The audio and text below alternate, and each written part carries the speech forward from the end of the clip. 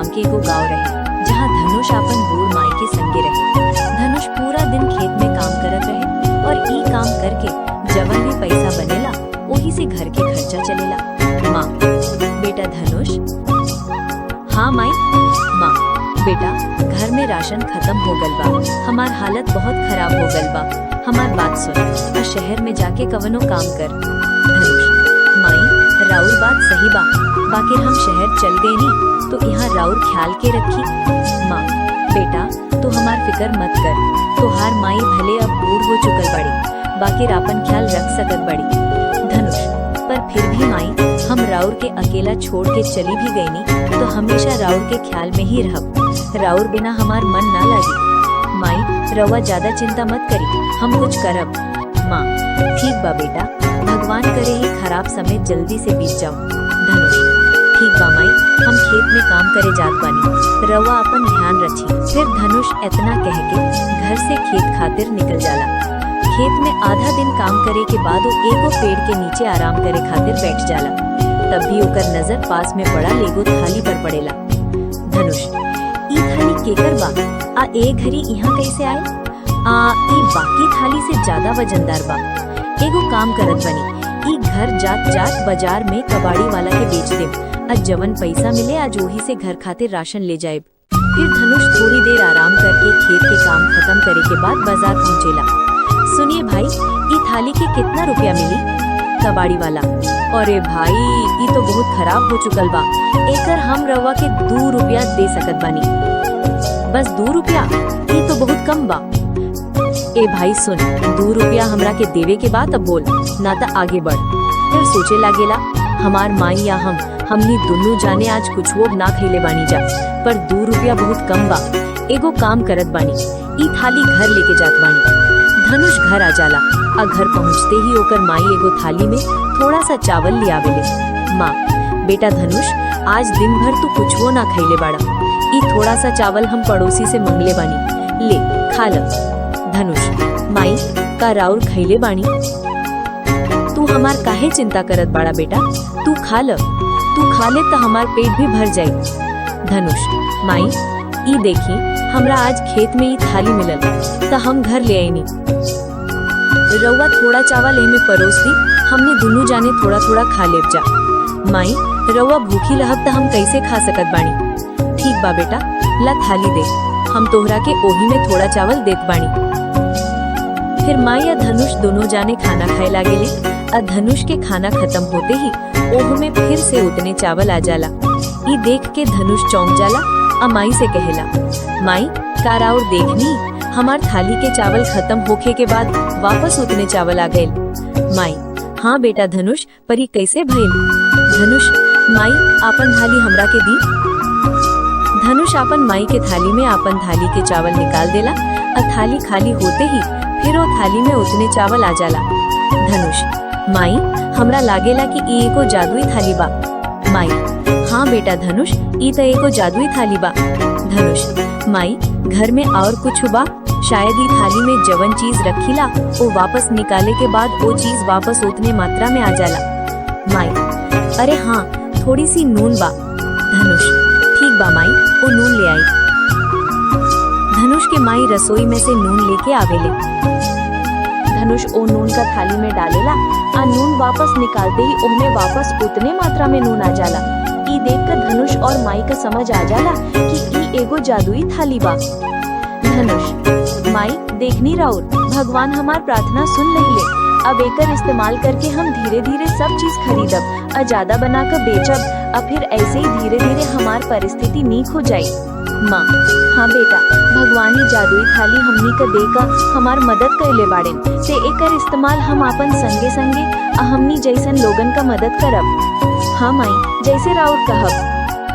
ओकर अगला कुछ दिन धनुष बाजार से सामान थोड़ी मात्रा में ले आवेला, आ ओ थाली में डाल के ज्यादा बनावेला, आ ऐसे करत करत वो अपन बहुत बड़ खुद का दुकान खोललस। धनुष का पड़ोसी हरिया आ ओकर पत्नी चिमकी भीतर ही भीतर बहुत जरत रहले। फिर एगो दिन हरिया अपन पत्नी से कहेला, हरिया, अरे चिमकी सुनत बाड़ू? चिमकी, हाँ जी का भइल? ई धनुष के पास पिछला महीना तक एगो फूटी कौड़ी तक ना रहे और हमेशा चिंता में रहेला। अरे हाँ जी, यह तो हम भी सोचत रहेनी। ऐसा नु का कहिलस कि आज ओकरा पास सब कुछ बा, बड़ घर, आपन दुकान, बहुत सारा गाई। अचानक सब कुछ कहाँ से आ गए ओकरा पास? हरिया, अरे हमरी चिमकी, तू चिंता मत कर। आज रात में हम ओकर घर जाएब आ देखब, कुछ तो पता जरूर चली। चिमकी, हाँ हाँ बिल्कुल, हम बहुत बेचैन बानी एकरा पीछे का राज का जाने खातिर। ओह रात हरिया आओ का पत्नी चिमकी दोनों जाने धनुष का भर लुक के झांके ले। ओ घरी धनुष ओकर दुकान में जवन भी चीज खत्म होके वाला रहे ओकरा का ओ थाली में डालकर ज्यादा बनावत रहे। आ ई देख हरिया सब समझ जाला। हुआ ओकर पत्नी दोनों जाने धनुष आउकर माई का सूते का इंतजार करेले। जैसे ही धनुष काम खत्म करके सूत जाला तभी हरिया लुक का उ जादुई थाली का चुरा लेला। अगला दिन जब हरिया ओकर पत्नी चिमकी और थाली में थोड़ी सी चीनी डाले ले अब वापस चीनी निकाले ले, तब तक वही चीनी कुछ पल में फिर से आ जाला। ई देखकर हरिया होकर पत्नी दोनों बहुत खुश हो जाले। अरे हमरी चिमकी, का तू देखनी, ई भी एगो जादुई थाली बा। हाँ जी, हम देखनी कैसे ई थाली में से चीनी निकले के बाद फिर से चीनी आ जाला। हाँ हमरी चिमकी, अब हमनी दोनों जाने बहुत अमीर हो जाइब जा। हम भी हमार धनुष जैसन थोड़े थोड़े सामान ही थाली में डाल के ढेर सारा बना के बेचब। आ कुछ दिन में धनुष सभी बड़ दुकान खोलब। तभी चिमकी सारी चीज रसोई घर से ले आवेली। आ हरिया ओकरा के थाली में डालेला आ ज्यादा बनावेला।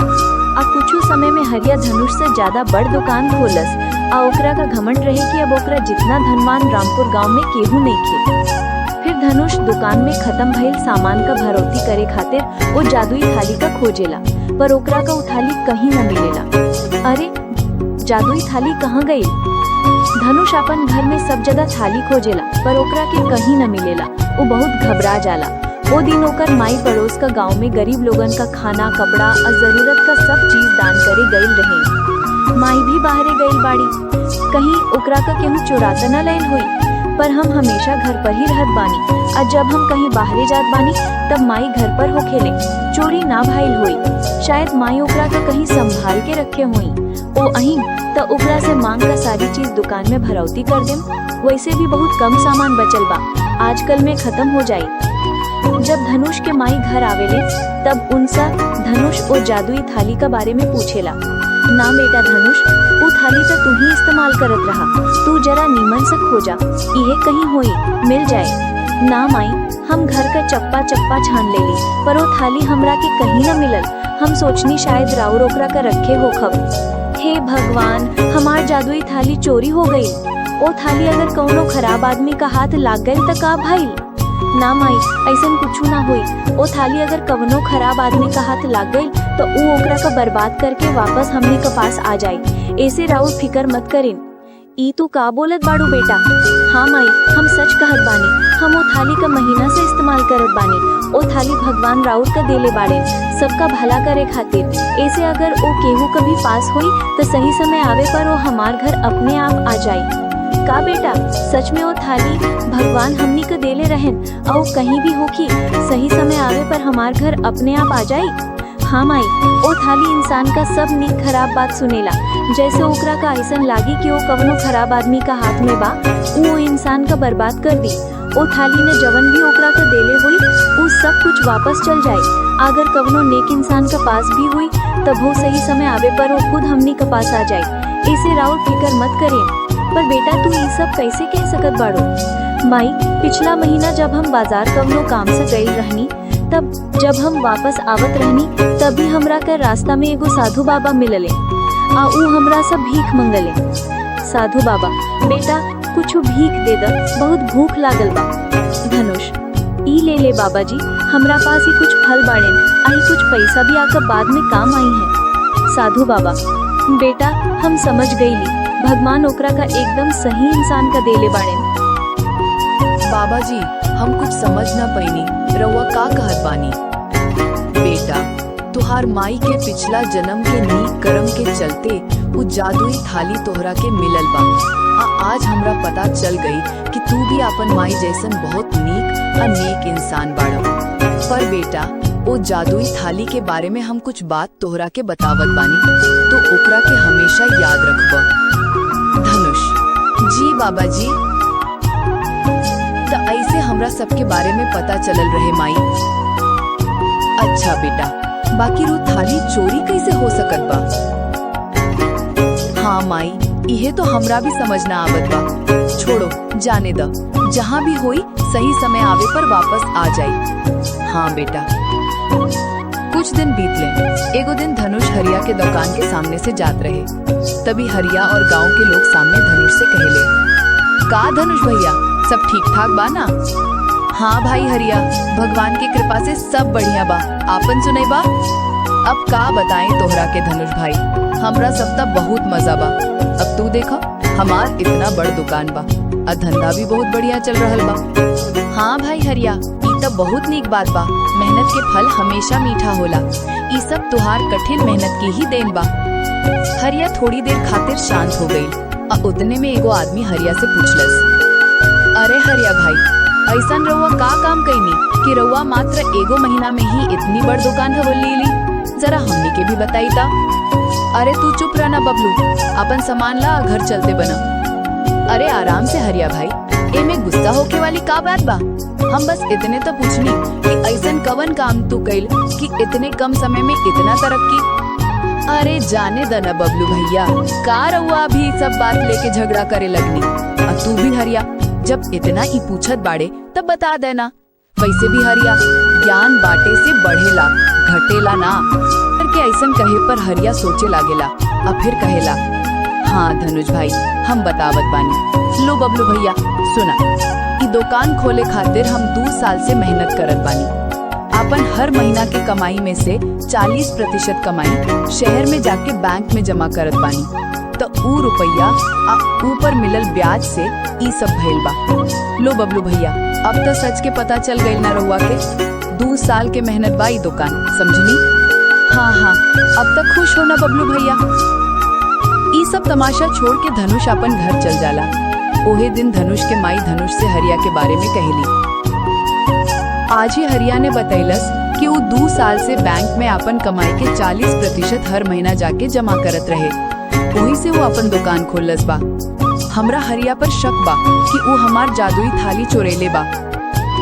माई, ऐसन रउआ काहे कहब बानी? काहे कि हम कईयों के मुंह से सुनेले बानी कि चिमकी के पति ने बड़ आसानी से वो दुकान खोल ले बाड़े और चिमकी खातिर बहुत सारा गहना भी बनवैले बाड़े। से चिंता मत करी माई, अगर ऐसन बात बा तो हम सच के पता लगाइब। आ अगर सच में हरिया ने हमार जादुई थाली चुरावल होई तो हम जरूर सबक सिखाइब। इतना कही के धनुष अपन काम करे लागेला। और रात के जब धनुष सोते जात रहे तो वो सोचे लागेला, हरिया ने बोलल जो अपन मेहनत के कमाई से ही दुकान खोलस बा, पर दुकान खोले के इतने कम समय में वो अपन पत्नी खातिर गहना भी बनवैलेस। ई बात कुछ समझ ना आवत बा। अगर वो थाली चोरावल बा तो वो जरूर रात के हमरा नियर दुकान के सामान के भरोती करत हुई। एगो काम करत बानी, हम जाके देखत बानी। फिर उतने रात के हरिया के घर जाला।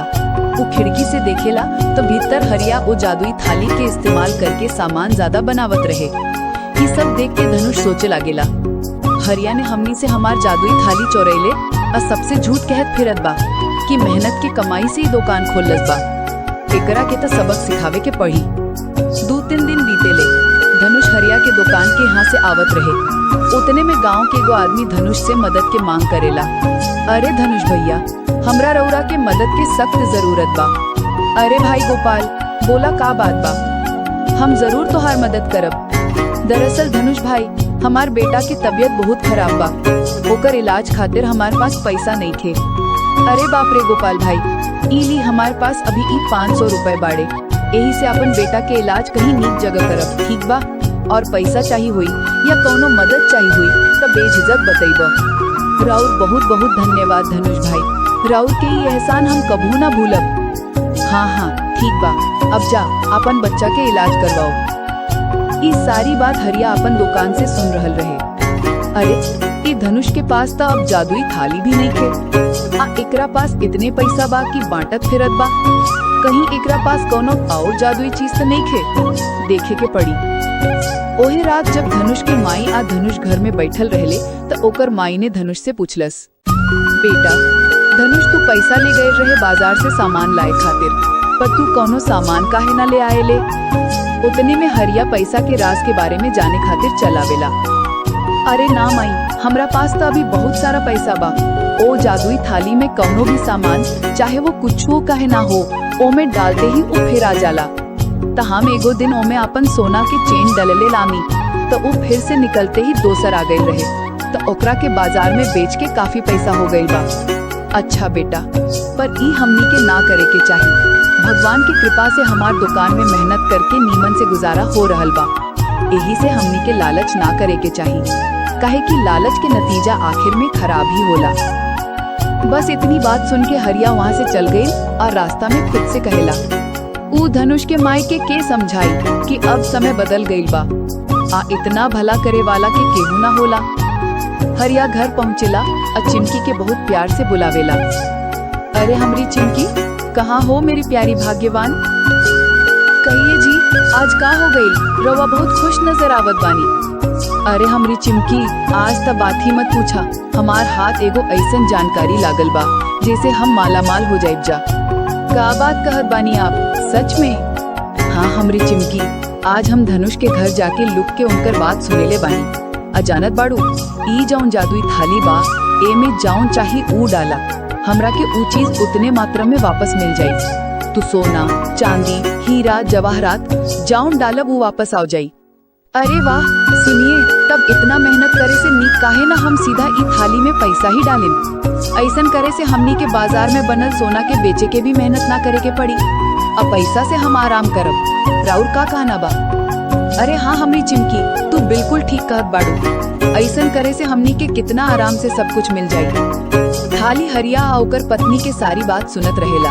ओ थाली के हरिया आ ओकर पत्नी के चरित्र के बारे में पता चल जाला कि वो दू जने किस तरह के इंसान बाड़े। जैसे ही हरिया ऊ थाली में पैसा के गड्डी डालेला, वो पैसा की गड्डी जर के राख हो जाला। ऊ जादुई थाली में से आवाज आवेला, सुन हरिया, तू और चिमकी, तू दोनों जने बहुते मतलबी इंसान बाड़ू। हम एगो जादुई थाली है आ हम धनुष के अमानत है। हम तोरा से उस सब कुछ वापस लेत बानी जौन हम तोरा के देहले रहनी। तू फिर एगो गरीब आदमी बन जाओ। हमरा के खुद ले जाके धनुष के हाथ में दे दा, न तो तू कहीं के ना रहबा। अरे अरे, ये सब का हो रहल बा? हमरा माफ कर दा, हमनी से बहुत बड़ गलती हो गई। हम रवा के धनुष के दे देव जा, कृपया करके हमनी संगे ऐसा ना करी। हमनी से बहुत बड़ गलती हो गई। आपन संगे ऐसा होके पर वो दोनों जने बहुत दुखी हो जाले। थाली के अगला सवेरे वो खुद ले जाके धनुष के दे देला आ कहेला, धनुष भाई, हमरा के माफ कर दा, हम तो बर्बाद हो गई। का हो गई? तू माफी काहे मांगत बाड़ा? धनुष भाई, हम ही राव के वो जादुई थाली चोरावल रहनी, हमार लालच के चलते आज हमार पास कुछ नहीं खे, हम तो बर्बाद हो गई। अरे हरिया, माफी मत मांग, कौनो बात नहीं खे। हमनी के पहले ही पता चल गई रहे कि वो जादुई थाली तू ही चोरावल बाड़ा। चल, यही बहाने तू सुधर गई। सुन, चिंता मत कर, ई कुछ पैसा रख और वही दुकान फिर से खोल और मेहनत करके अपन गुजारा कर, ठीक बा? धनुष भाई, हम राउर के संगे ऐसन कईनी, अब फिर भी रउआ हमरा के पैसा दे के हमार मदद करत बानी। हम राउर के ये एहसान कबो ना भूलब। सुन हरिया, हमार माई तोरा से कुछ कहे चाहत बाड़ी। देख बेटा, तू एगो बहुत नीक इंसान बाड़।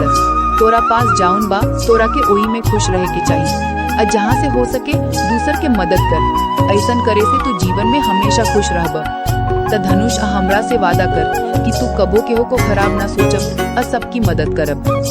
हाँ अम्मा, हम वादा करत बानी कि हम आज से एगो सच्चा नेक इंसान बनब, बिल्कुल राउर धनुष के नियर, और सबकी मदद करब। इस तरह हरिया अब मेहनत करके अपन गुजारा करे लागेला और दूसर के मदद करेला, और धनुष अपन रामपुर गांव में सबका प्रिय बन जाला। सब धनुष के मदद करे के यही अच्छाई के चलते लोग ओकर बहुत इज्जत करे लागेले।